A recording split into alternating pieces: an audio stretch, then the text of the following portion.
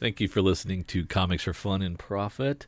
This is Drew with a special episode of my other podcast that I co-host regularly, and it's Weekly Comic Spotlight over at John Mayo's comic book page. And for those of you who haven't heard it, I wanted to give you a chance to listen to it. It's a standard review show of a Marvel, a DC, and an independent comic each week. So check this out, and if you like it, go over there and subscribe or check out those episodes. They're a lot of fun. So thanks again for listening. Here you go. Now, starting us off in DC is Green Lanterns number 37. This is the Simon Baz and Jessica, I forget her last name, but the one with those two. Cruz, is that right? Sure, I think that's right. This story heads back to the planet Ungara, which is having some unrest because of the natives and the recently relocated, Molites or whatever. You know, two different species, one of which is just recently located to your planet. They're not getting along, go figure. How much have you been reading this title? I believe the last I read was the last one we reviewed. Okay, so you're on and off this book. Yes. The last one we reviewed was at the beginning of the year, so that may have been like 20 issues ago. That sounds about right. They had a story arc where Simon and Jessica had to evacuate a planet that was about to explode, a la, like the Krypton explosion sort of a thing. Apparently planets aren't as stable in the DC universe as one might imagine. And this race of the Molites is that race. So this is a carryover kind of a thing from that story. And it was interesting because I thought the story was read like something out of kind of classic Trek. You know, the recently relocated Molites, their first generation of eggs is about to be born, but some angry native teenagers kind of trample Hooligans. on hooligans. Great, yeah. The hooligans strike, and that's about to have the two races go to war. And it to me, it's I really don't know that we need this kind of a story going on right now, but it's not the least bit surprising we have this sort of a story going on right now, given kind of the growing, frankly, intolerance that we're seeing in society of, people are different, therefore they're bad sort of a thing. So this seems very, social commentary, and that's fine. But the fact that it got to the point where it's like, yep, they've solved this, somebody took credit for killing somebody, and we can just put this behind us, and somebody's like, no, actually we can't. The guy didn't do the killing, somebody else is doing it, there's this whole plot, and oh, by the way, I'm part of the conspirators. And I'm like, damn, this is kicking off a whole Red Tide arc, or whatever, because Red Tide's the name of that group. And it's like, I am amazed how much time Simon and Jessica spend in space for Green Lanterns specifically assigned to Earth. Yeah, really. I mean, that's supposed to be Hal Jordan and the Corps, right? That's their job. Certainly what I thought. We got Hal, we got Guy, we've got John, we've got one or two others that could be going around and stuff. It's like, come on. Kyle was the other one whose name I was forgetting for a moment. Poor Simon. Poor Simon's girl. You think he's got a girlfriend, a nice hot girlfriend, and falling for her, and then she's part of the conspiracy. Yeah, what are you gonna do? Hate it when that happens. I tell you. And wait a minute, is she also like a pop star of some sort, or some She's kind of entertainer? Not only his girlfriend, not only a major pop star of the planet, but also the daughter of the planetary leader. Interesting. And part of the resistance. And part of the resistance. What are the odds? I mean... Gotcha. And that's the kind of thing that... I mean, I get there's going to be a certain level of coincidence or happenstance, or, well, because of this, it would naturally lead to that sort of a deal.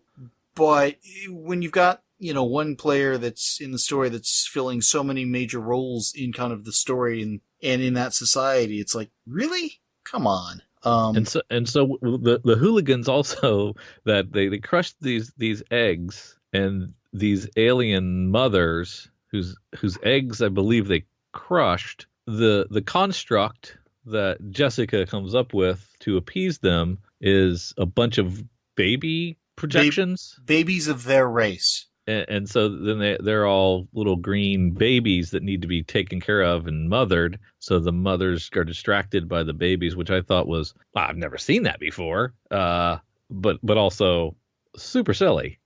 Well, you've got if you look at the captions that the Ring had been giving for the last page or two, all of these people that are attacking are females. Their various biology things are kind of kicked into overdrive.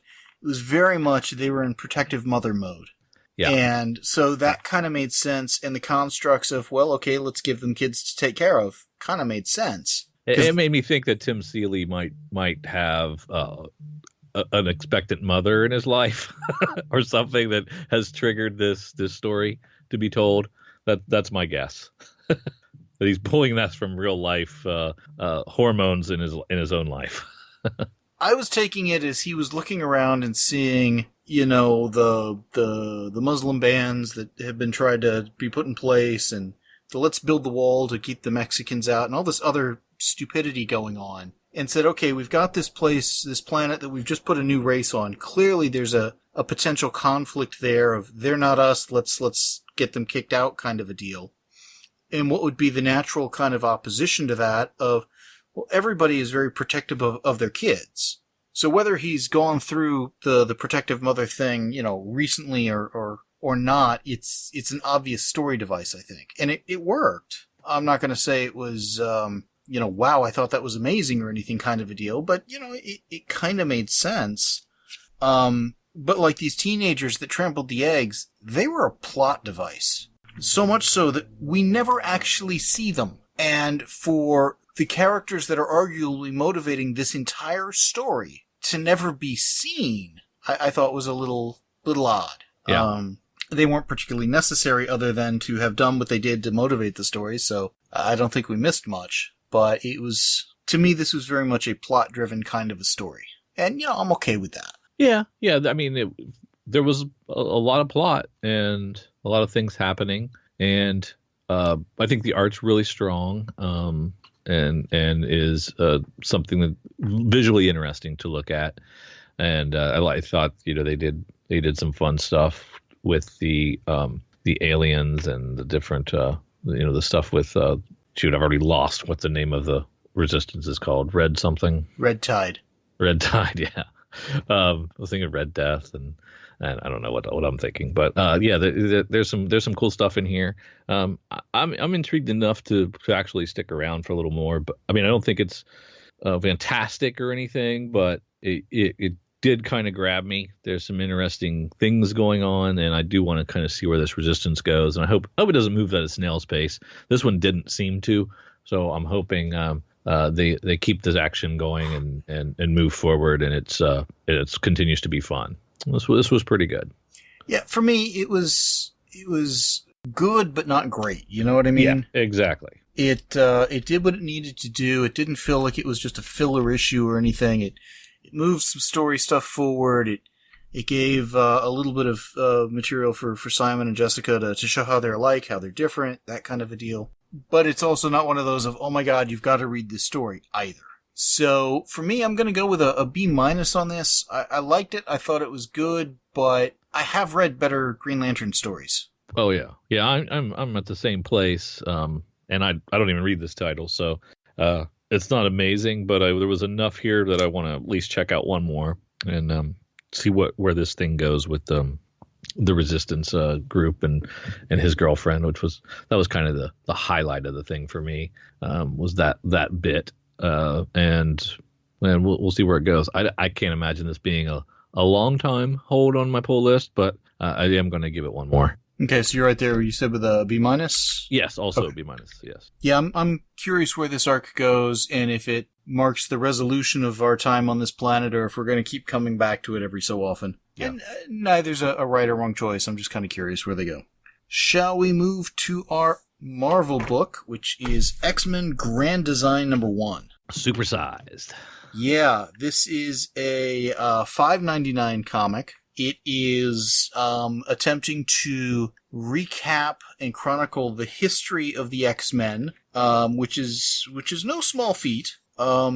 using the Watcher and the Recorder as kind of a framing sequence narration device made sense. And also just kind of how the Watcher said, yeah, I had to stop and think about this one for a bit to get it all straight in my mind before I was ready to record. But there were a couple of things about this that you just kind of got to know going in, and it's going to color your opinions of this. First off, it's essentially like watching a biography channel show on the X-Men.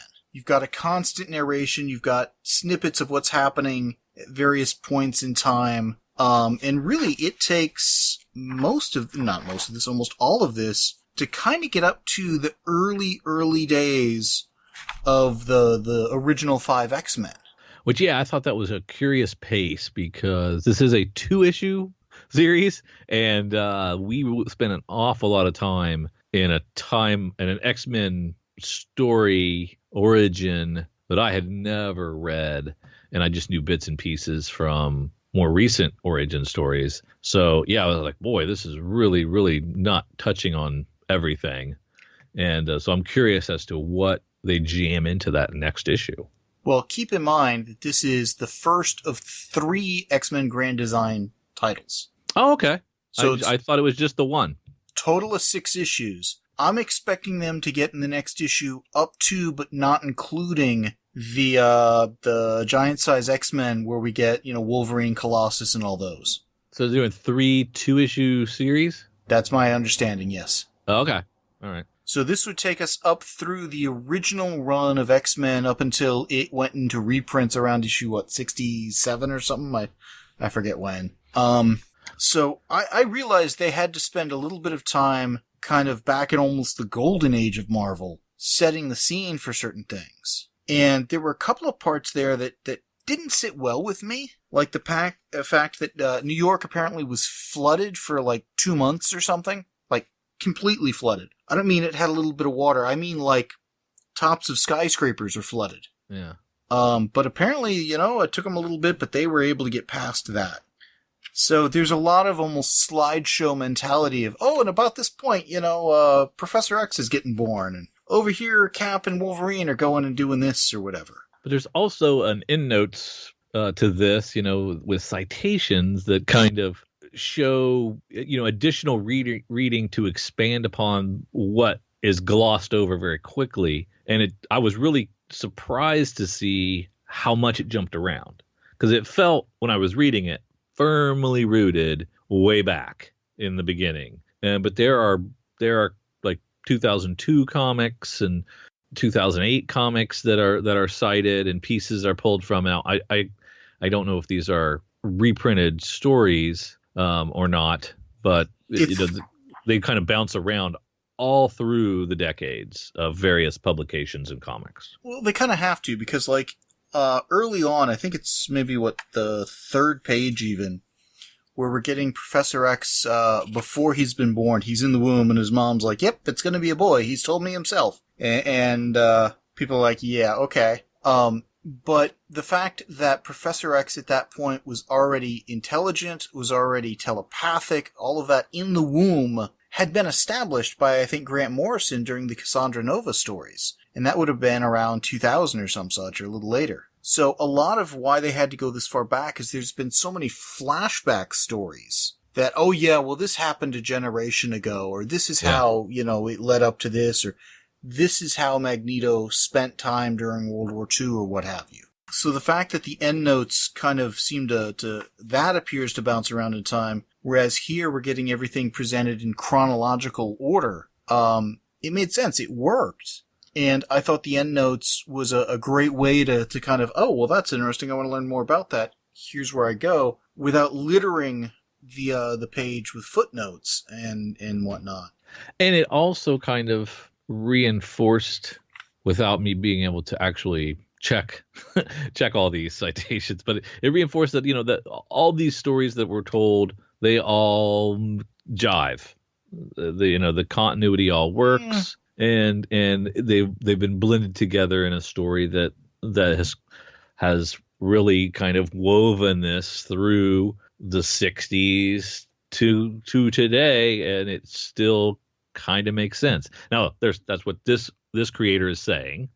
Sense and there can are probably be made holes of it. And we're only seeing what he provides. He is only providing his version and cherry picking what he wants to say. So there may be holes, but it's still, I think, on the face of it, looks impressive that he is weaving these cohesive tales through such a long time span and using bits and pieces from throughout the history. Well, and there's certainly some parts that indeed are getting glossed over. We see when Professor X encounters a young Storm, and around this time, a little later, I think she was encountering Black Panther, which was really relevant around the time she married Black Panther and stuff, but in the totality of X-Men, probably not that big of a deal. It's not mentioned here at all, and this would have been the issue it should have been mentioned in.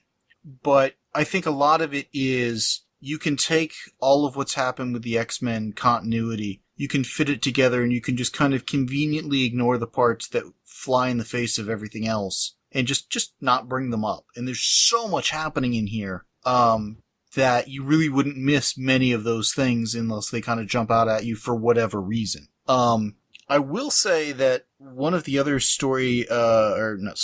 but narrative techniques they used here, was to make the art artificially look as if it is on newsprint with yellowing pages. Well, that is Pisker's style. This is the same art style he uses in Hip Hop Family Tree. And I was curious about what your take would be on this version of this kind of art style, whether it appealed to you or even was something that you could appreciate. I get what they were trying to do with it, and if it continues this way up until like current day at the end of that last issue of the last miniseries of the trilogy, I believe it will. That would seem a little odd, because at that point, this should be hearkening back to Golden Age stuff, which was done in this style. Yeah. Newer stuff should not. So do they change up the look of the pages to reflect the printing style of the time the stories were set? All 3 volumes of Hip Hop Family Tree, they took place in different decades and progressed through the history of hip hop, and the art style maintained this style that you're looking at here. Interesting. Throughout. So we'll see. He hasn't so far, that this is his style, and he hasn't changed it. But maybe it makes sense what you're saying. We'll see if he does that. The place where it made the biggest difference to me was when we're getting the origin of the Shadow King. Again, shortly after Professor X has encountered young Storm, he encounters Shadow King, and they have a battle on the psychic plane. And there are parts of that have white used as a color. And I say that because normally it would just be, well, there's nothing there. It's the same page as the background of the page, but it's not, because the background of the page is yellow. So the white really pops out in a way that it normally would not. And it allows for it to be used fairly effectively, but it also makes those panels really kind of seem a little crisper and clearer than a lot of the others, where they're doing the yellowing pages, the flatter colors that would have been appropriate for the time, a bit of the almost zipatone kind of dot effect or whatnot, again reflective of the period. There are those aspects which make this a little bit harder of a read visually, even though narratively it makes sense. I get what they're doing, I get why they're doing it. To be paying for, a higher printing quality and them having it purposefully ratcheted it back is a little frustrating. I mean, they could have maybe done this on actual newsprint or something and cut the price by a couple of bucks. For that many pages, I don't know. I'm pretty sure they could have. My point is, we're paying for a higher quality printing than we're getting because they're having to fudge it to make it look like lower quality printing. I guess. I mean, but we pay $4 and $5.99 for. I'm not saying they actually would lower the price. Pages. I'm saying they probably could have lowered the price. They could have done it on cheaper printing. That's all I'm saying. Sure. I mean, the fact that it's 2/3 of the way through before we're really even getting, Iceman, Angel, Cyclops, etc., was a little surprising, but again, it fit what we've seen before. And this is not the first time we've gotten this sort of let's piece everything together into a chronology from Marvel. Matter of fact, they did a series called, I think it was Marvel Saga, back in the 80s, where they went through a lot of their early stuff, including some of these early days of the X-Men before they had fully formed. And, that's nice to have as a reference, and the fact they were trying to tell, an aspect of story during all of this was cool. But there are parts where this does feel a little unengaging because it's like watching a biography show. And because they're telling so much in skimming over a lot of details. Because they have to. I mean, they've got a hell of a lot of history to cover here. So, I mean, I liked what they were trying to do here. I liked that they seemed to have stitched together everything well without anything that reeked to me of just, oh my god, that's a major retcon, what were they thinking or something. And they didn't feel the need to correct things. It's just, let's present it in a chronological order and hit the highlights. Yeah, I found it to be pretty impressive in the research involved and the way he was able to weave this narrative through all these different creators' takes over the decades, and showing this piece and this sliver and this new bit of information and kind of incorporating it into a narrative. I really thought that was cool. A lot of this stuff was new to me. I didn't know all of those things, having not been all in on the X-Men family for very long, if at all. And so there's a lot of new information here for me, and it was presented in a really cool way. I mean, I am a big fan of Hip Hop Family Tree already, and Ed Pisker's work there. That is the only other work of his that I've ever read, but I have read all 3 volumes. I do appreciate what he brings to the table, taking stuff that I kind of think I know some things about, and then taking a new layer below that and some backstory, and showing me, illuminating some things I may not have known, to flesh out those stories and make them a little more interesting and a little more exciting, and to give me some more information. I really like the way he does that. I really appreciate this take on X-Men, and I feel like a more well-rounded actual X-Men reader now, having read this. And I only thought there were 2 of these, but I'll stick with this through all 3 volumes, because I really like what's being presented and how it's being presented. And I love the end notes and the fact that I'm able to chase down these originals, and in the day of Comixology, I can easily go pick and choose whatever I want and check out that longer story that expands upon those maybe 2 or 3 panels that are there. But this is really fun. It's cool that they picked X-Men to do this. I think that was the right choice. And it made sense for all this exhaustive research that he's done here. And I'm trying to think if this would work with another character. I don't know if somebody like a Spider-Man or somebody would work. I think this is kind of cool because it is such a big team, and so many things have happened, and with so many creators taking different takes on it over the years. I just really applaud the effort. I love the art style, and I hope it stays this way throughout. And I'm looking forward to reading more. I think this was a really cool comic, and I'm proud. I'm really glad that Marvel decided to do something like this, because I think this is a risky move. Well, and Ed Piskor, I think, took a risk with this even after Marvel said, yeah, let's do it, because to do this issue, he had to pretty much read all of the X-Men stories ever done. It seems like it, yeah. Pull out everything that would have happened before the original X-Men #1 and come up with that sensible timeline, because this entire issue predates, I believe, the first the events that happened in the first issue of X-Men. Yeah. Because they haven't encountered Magneto yet. They haven't done, any of that. So I'm curious if that made it an easier or harder issue to piece together the timeline of, because you didn't have to figure out where did this happen in relation to the order the comics were published in. It's just when did they happen in relation to each other. Whereas finding a window to fit some other stuff into the middle of like the original X-Men run that gets referenced later by, say, New Mutants or X-Factor or X-Force or whatever, I don't know.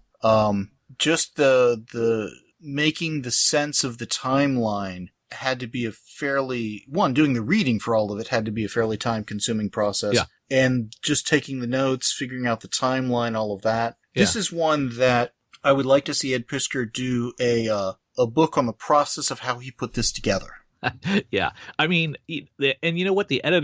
Half the editors at Marvel could take note on how to understand the history of your characters in a way that helps drive the stories forward, and don't let silly story mistakes happen. And not just at Marvel, DC too. Stuff happens at DC too, everywhere. but this kind of there's a passion about this project for Pisker here that I think really translates well, and you can see that he has to care about the subject matter. Otherwise, how could you do this kind of work and dot the I's and cross the T's the way you have seemingly throughout this first issue? I mean, you can't phone in something like this. There are too many moving parts from too many decades worth of comics to phone this in. This has to be painstakingly done, I think. And I think it shows. Again, there are not only just the X-Men comics as reference, there is that Marvel saga that covers a lot of this same period. There's the various official handbooks of the Marvel Universe for some of it. But there's also the official index of the Marvel Comics, various titles they've done, including the X-Men stuff, which gives a sense of, well, when was this character last seen and next seen? Where did this originate and stuff? I am hoping, though, that because this is more of a narrative than just a summary of events and text, that this becomes kind of the Bible for the history of the X-Men at Marvel. If they've gone to this trouble and it doesn't become the gospel for this is what is known to have happened in the past, sure, insert some new stuff or whatever, but for the love of God, let's try not to violate what is now the known history. Yeah.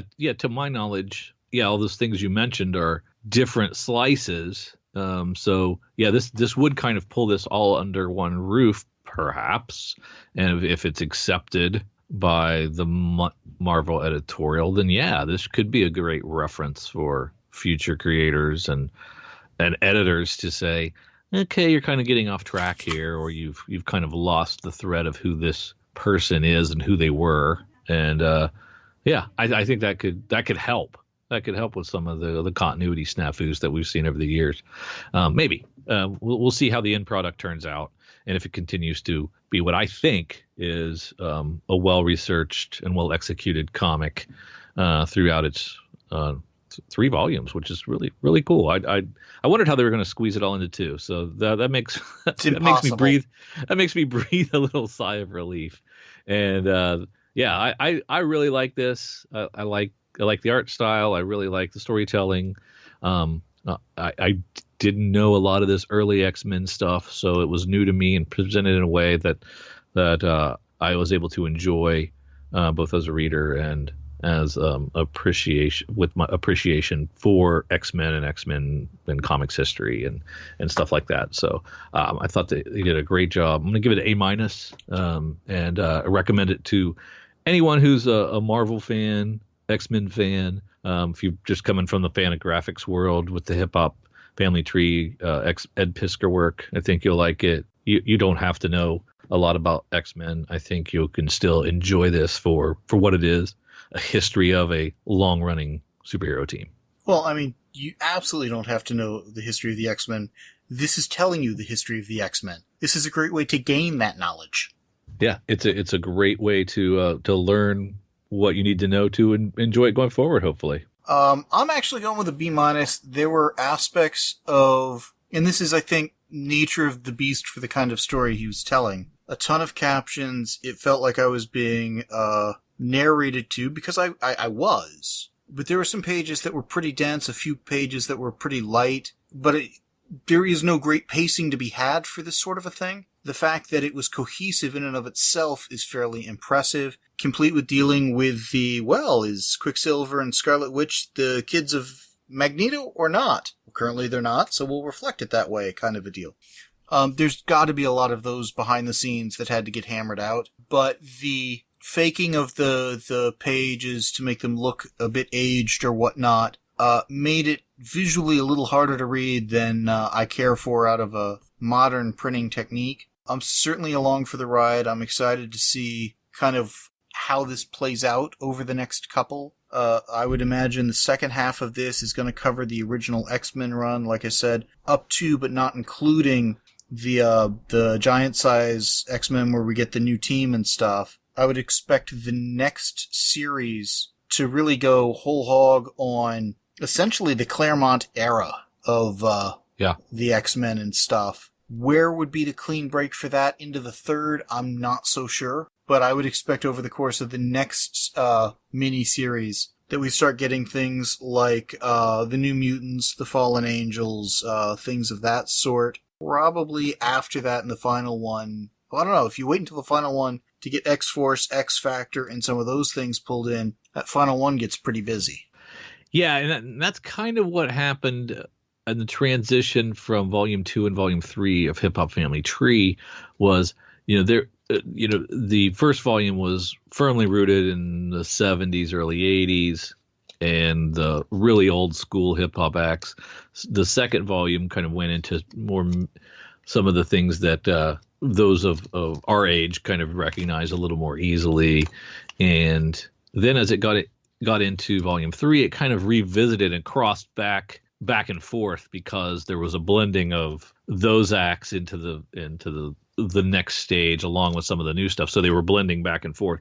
And I kind of like the line of demarcation a little better from the Volume 1 to Volume 2 transition. So I'm curious how he handles that, if he has to kind of do that where, there's actually not as much backstory. You've kind of already laid all that groundwork. And so now you're just kind of catching people up on what has this character done and what has this team done and what kind of things have they gotten into. And that's how you approach it. I'm just curious for the ride and see where it goes. Well, and to have written this issue, he would have had to have, like I said, read everything and figured everything out, and then from there divide it into the thirds where there were logical breakpoints. Yeah, and he'd have to do all that work, turn in his first script, and hope he got greenlit for the other. Well, he wouldn't have done that before he got greenlit. I would hope. You know what? It just didn't work out. We're not going to do this. If this was less than a year's worth of work to kind of do the reading, do the research, figure out the timeline, get the game plan together, I'd be surprised. And it may be that this next issue, the other half of this miniseries, may even have to go up to like the Death of Phoenix or whatever, because once you get past kind of that point, past the Claremont run, you stop having, here's Uncanny X-Men. You start having Uncanny X-Men, X-Men, All New X-Men, All-Star, Astonishing X-Men, X-Force, X-Factor, New Mutants, Fallen Angels. I'm trying to think what other X titles they've used over the years. The output explodes the closer you get to the current day. So the fact that out of 6 total issues, 2 for each of the trilogy, we're 1/6 of the way through the X-Men history, and we haven't gotten to the first issue yet. Does have me a little concerned. But I'm trusting Pisker has done his research, figured out a game plan, and that the explosion of titles and whatnot is compensated for by the fact that arcs start lasting 6 issues instead of an issue or 2, and it all balances out somehow. Yeah, it's certainly ambitious, and I'm curious as to where it goes. I think it'll be fun. I hope it does well enough that they decide to do another one. And if I were them, I would go with the Avengers next. Yeah, there you go. That's very ambitious. And what a challenge that would be.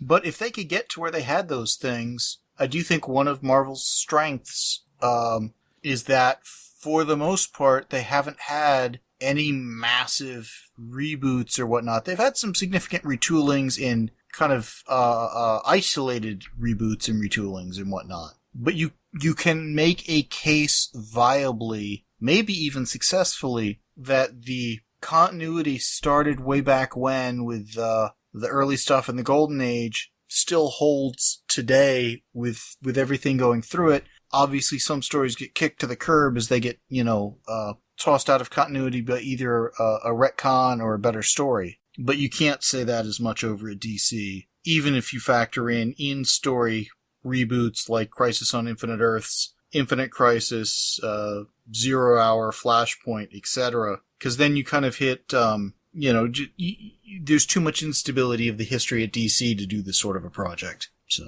yeah, I can't even imagine how you would try to pull that off at DC. There's been some things that just don't jive anymore. So yeah, it'd be tough. Well, you'd have to read everything, and then you'd have to go to the powers that be and say, well, I need a ruling. Which way do you want it?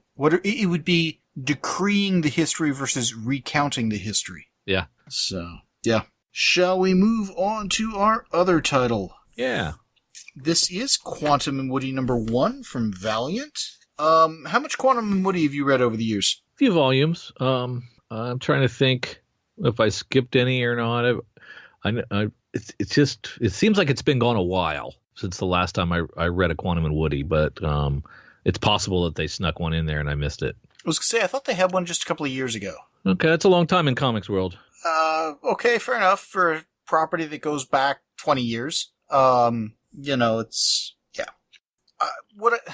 I've got mixed feelings about Quantum and Woody because some runs I've really liked, some not so much. This references a lot of the different runs, at least tangentially and whatnot, but I also appreciated how this did not expect you to have, a PhD in their history, because they give you a pretty good sense early on the relationship between Eric and Woody and their status quo, where they're at currently, why they're kind of where they're at, and just the natural friction between these two. But even as they're doing all of that, there were still one or two places where I'm looking at this and I'm like, I'm confused. We hit the 1 year later and, Eric is waiting for Woody to show up because they've got these power bands that if they don't knock them together once a day every 24 hours, they'll like discorporate or bad things will happen. Hell, I forget exactly what bad thing, but anyways. And so he's waiting for Woody to show up, and Woody shows up, and he's like, you're not even going to comment on the new mustache. Like, dude, he saw you yesterday.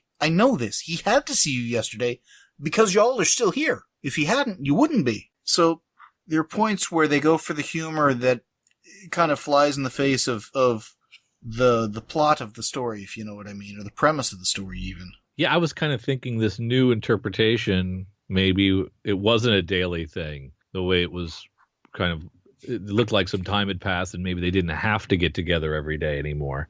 And I thought, oh, that's interesting. That makes it, they were less close then. Do you have the print or digital copy?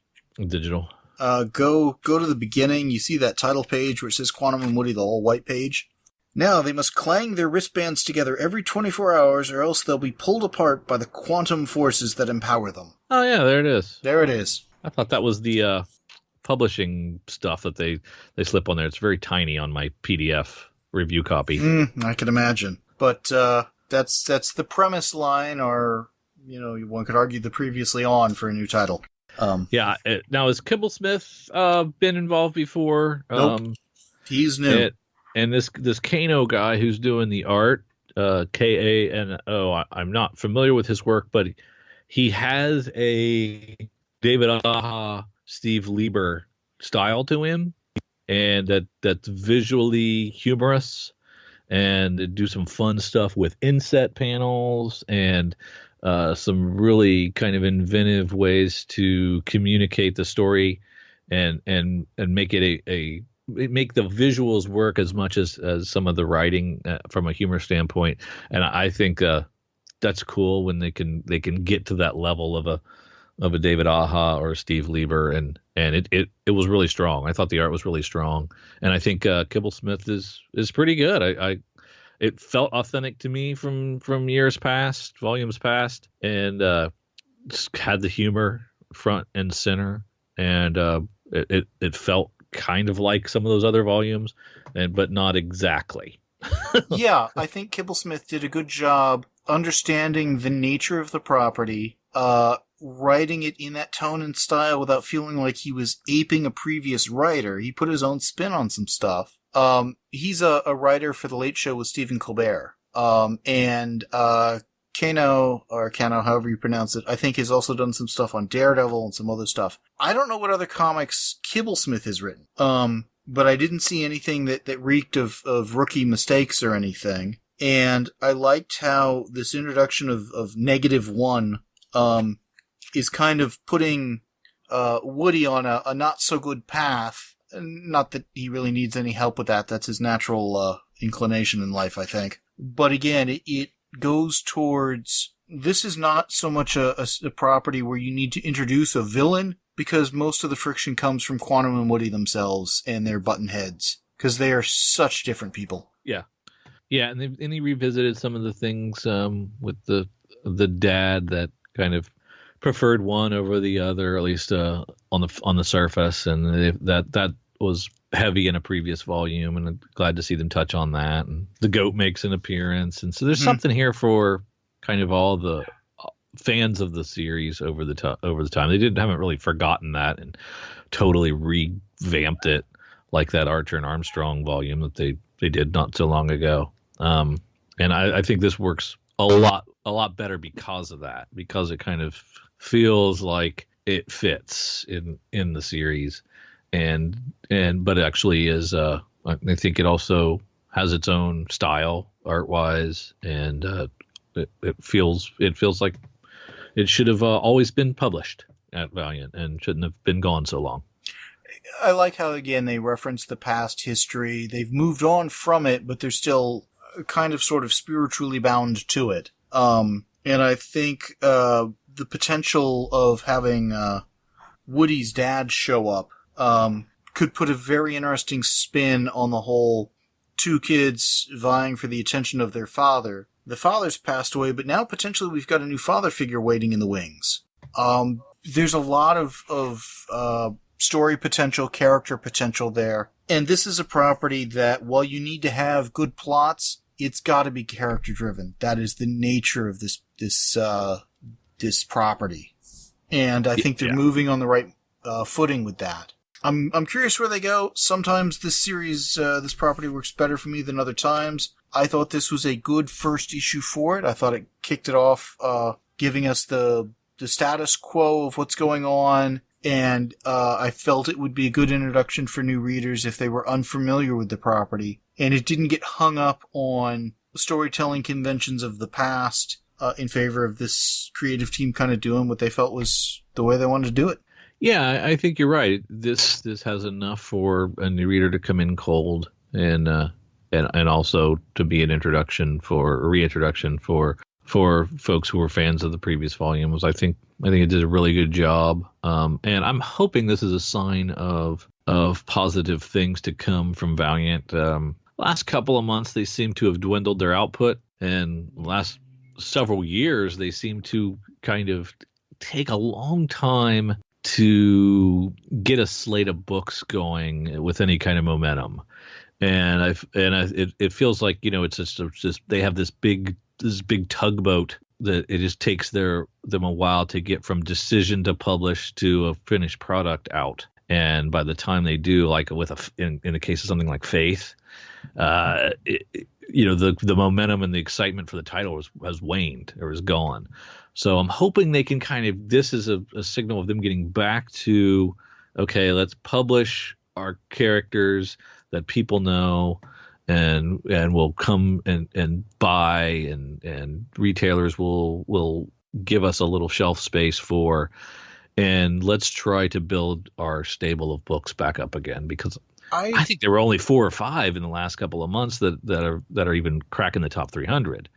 Well, what's on the top 300 and what they're coming out with, not the same thing, obviously. I think part of their problem is they seem to have limited themselves to around 8 titles a month. I'd have to go count exactly how many. I feel they've been reasonably consistent with that. Now, I'd have to, again, go count to find out if they really have been consistent with that. But the crux of the problem, to me, isn't that they need to rebuild their line or anything like that. But let's say it's 8 titles a month. The story they're trying to tell is more like 14 titles a month. So that means certain properties kind of get kicked on the back burner while somebody else gets their slot. Okay, let's take Ninjak out for a little bit so we can go do a little with Quantum Woody or Archer and Armstrong or the Harbingers or, Time Walker or Eternal Warrior or Bloodshot and Exo usually are out there, but you throw in Divinity, you throw in some of these other titles that are more miniseries based. And yeah, you get to that point where that story that's coming out now, that new volume of something, is referencing something that quote unquote just happened, but it was like a year and a half, 2 years ago. So that kills kind of their overall momentum, even though their individual titles, I think, are solid. I think they're well done. But to me, this isn't any sign of a fix for that. To fix that, they either need to scale back their vision to what they can actually come out with, or expand what they're coming out with to fit their vision.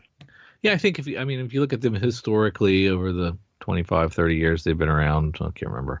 Well, this company hasn't been around that long. Right. The properties they own, I guess. The properties they own have been around since 92. Yeah, so if you maybe take some of those and you've got, I think you got EXO going on right now, Ninjax going on right now. Do they have They have a Bloodshot title. Do they have a Bloodshot title? Is it okay? Sometimes they don't. It seems like, and so it'd be, yeah, if they can get back to that, put out an Archer and Armstrong that has the same sensibility of the Archer and Armstrong that we bought in the past. Maybe they could right the ship a little bit. I think the ship has been having some problems, and I'm not an all-in Valiant person. I'm not into their shared universe, so I just like the titles that I like. So that would be different for some folks that enjoy that shared universe aspect. They might be getting a lot more out of it than I am. Well, no, my point is I don't think they are, but I don't think it's a matter of righting the ship, but getting the right ship. It's a matter of what they've got as a vehicle in terms of how many things they can come out with, and what they're trying to use it for just doesn't fit. Yeah, they had some fun little mini-series that came out that I enjoyed, 4 or 5 issue miniseries, but I didn't realize that them greenlighting those miniseries meant, well, then these books have to go on the shelf for a while because there's only so much from the economic standpoints that they can publish every month. So I didn't realize that at the time until I noticed, oh, these titles are gone, so that you can publish this Generation X or whatever it was. I can't remember what that thing was called. Was it Generation Zero or? Yeah, that one. And there was one about the kid on the island. Mm-hmm. That was fun. That was a fun little. That was a lot of fun. Yeah, there's been Britannia, there's been Divinity, now there's Eternity, there's Ninjax. Sometimes they do a Punk Mambo, sometimes they do a Shadow Man. Some of them are interesting. But then they derail other things that maybe they shouldn't lose them, because if they lose momentum, it's tough to start them back up again. It's one thing if they basically said, okay, we've got 8 slots. We'll say 2 of them are going to be Anchor with, Bloodshot or EXO, whatever. But you've got some rotating ones. And if you've got something in a slot and it's saying, okay, we're going to go for 8 issues and then pause, or 6 or whatever. When it comes back, don't necessarily have it come back in that same kind of publishing slot. Have it do one that's offset to where you don't have to wait for a full 4-issue miniseries of Divinity or Eternity or, whatever these other ones are to finish. Let it go like 3 months or 2 or something and fill in another slot to where it's not as obvious, well, this track is either A or it's B, and then we're flipping between. And I'm not saying it's clearly that way. Again, I'd have to go through their publishing history of late just to see how many slots they really have, and if it's very much a title A comes out and B comes in, B comes out, A comes back, or C rotates in or whatever. But when you go from setting up things in the Bloodshot Harbinger War stuff early on, and it takes 2 years to get the young kids to have their own book for a couple issues or 8 months or whatever. Yeah. A gap of time, fine. More than about 4 months, not so much. 2 years, forget it. Yeah, and I think they do some things. I think they had like a 4000 AD sub storyline going on with some of their books, but not all of them. And I skipped that entirely, and so I don't know if that made sense to kind of derail the. I don't know. I mean, they're trying things. They're doing some inventive stuff with variant covers and second print runs and things like that are fun and unique and kind of trend setting. So that's kind of cool. And I want them to keep trying to experiment and invent, but also I don't want them to lose momentum. It'd be nice to see them have some stable titles that could stay in above 10,000 a month. Be nice. But I think the way to do that is not have such long breaks on the properties. Yeah, definitely. So they've got to work at it. They've got their work cut out for them. but I think they've got quality material that if they can figure out kind of how not to kill their own story momentum, they can do much better than they are doing. Yeah, I'm not sure what the fix is. They've tried a lot of things, and I don't know. I don't know how they can right that ship. I think the ship has some problems, some leaks. Well, that's my point. Is I think they've got too small of a ship. Yeah, and economically, maybe that's all they can afford to put out. I mean, if they were to come back with a Unity series right now, a lot of people would, what the hell's Unity? Oh, because it's been long enough since that came out. Yeah. And that goes back to, it's not that they've got to right the ship, but they've got to get the right ship or deal with the ship they've got and get to the right capacity. But to your point, the stuff that they put out, a lot of it is good. And taking point this Quantum and Woody, mm-hmm. I think this is a really strong first issue. Of course, it's a volume of a series that I'm familiar with and I've read before, so I don't feel I kind of knew what I was getting when I was going in there.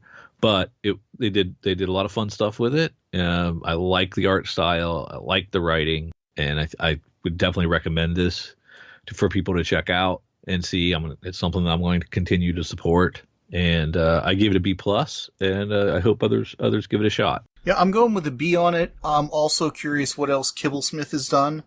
He did a good job on the writing. And for somebody that, given he's worked for The Late Show with Stephen Colbert, I think they would have mentioned that on whatever else he's done and wherever he's done it. Not having seen that, I'm assuming it's his first thing. Not making a lot of what I would consider major rookie mistakes that are fairly common was nice. So yes, definitely. Did a good job. Thanks for listening to John Mayo and I review a DC, a Marvel, and a other publisher's book. We do that each and every week. If you enjoyed that, and check back here. And you can also check out John's podcast, The Weekly Comic Spotlight. Check him out at the comic book page website. Thank you guys for listening. Drew signing off.